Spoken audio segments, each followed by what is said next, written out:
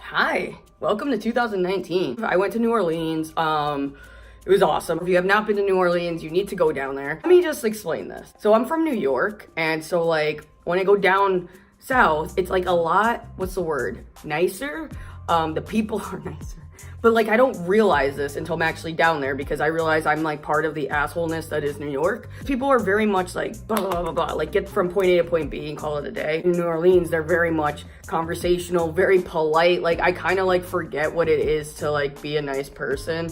Unlike Vegas, like where Vegas is like blah, blah, blah, blah, blah. NOLA has, you know, Bourbon Street, which is kind of like the upside down to Vegas.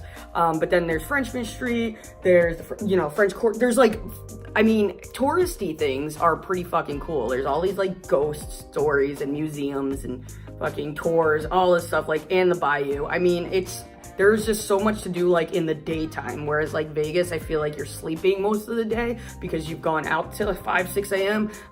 or you are just there to party basically, which don't get me wrong, Vegas is bomb, but I like NOLA. It has more of like a cultural feel to it, which wow, I don't feel old as fuck right now. It's just a fun place to go. Other than that, it's like back to work, and if you watched my last video, you'll know that I am on a new team at work. I think today I got my bonus like deposited in my bank account, which was, I didn't know I was getting a bonus. Like a bonus today. Like I knew I was getting a bonus. I just didn't think I was gonna wake up on a Saturday and just like, oh, I'm gonna pay a bill and like, holy shit, where'd all this money come from?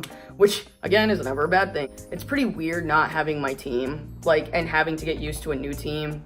I can't sugarcoat things. Like I already told my new keeper, my new boss, I was like, listen man, I am used to a certain type of management style where I like don't listen in meetings. I have my ex-boss who is a fucking gem. I love her even though she's a bitch, but I mean that in a loving way.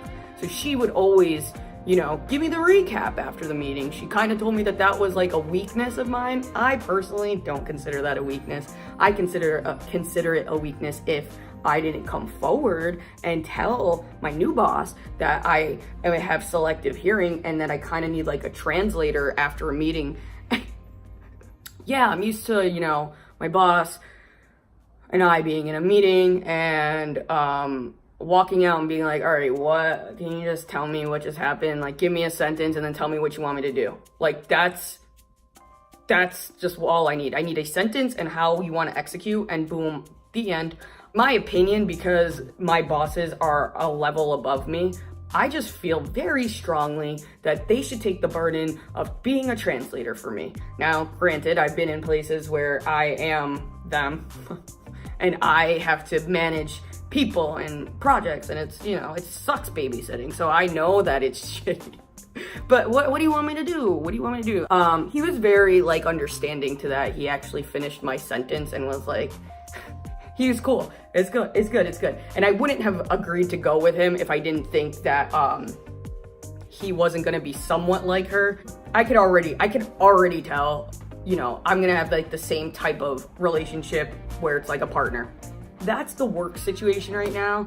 I am thinking about taking a super big risk in my near future. I'm not gonna talk about it yet because that means I'm like committed to the cause. I might have an opportunity to do something where I've never done it before, and it's a professional move, if you will. It's kind of scary because I don't know if I go down a certain route, you know, I don't know what's gonna happen. If I don't take the risk, then I'm going to be stuck, you know, staying stagnant. And you never want to be stagnant, you know? It's one of my huge like pet peeves. Like especially dating, like I need somebody who is not okay with settling. I need somebody who, you know, even if they got like a solid job, their everything is like perfect.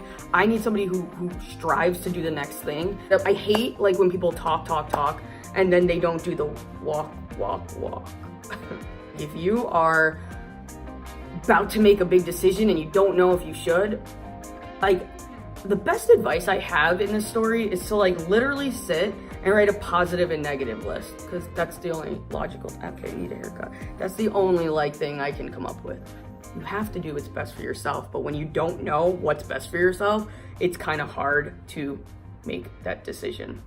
I can tell you without a doubt that the reason I'm even making the decision is because I know that my current state of the state is not good for me. I know it's not good for me. It's not good for my mental health. It's not good for my liver. If you're afraid of, you know, trying something new or going down a new path, there's a reason why you are in that position to even make that decision. And it's probably because it's time for you to make a move. Do you know what I mean? So that in itself should make you feel better about life-changing choices.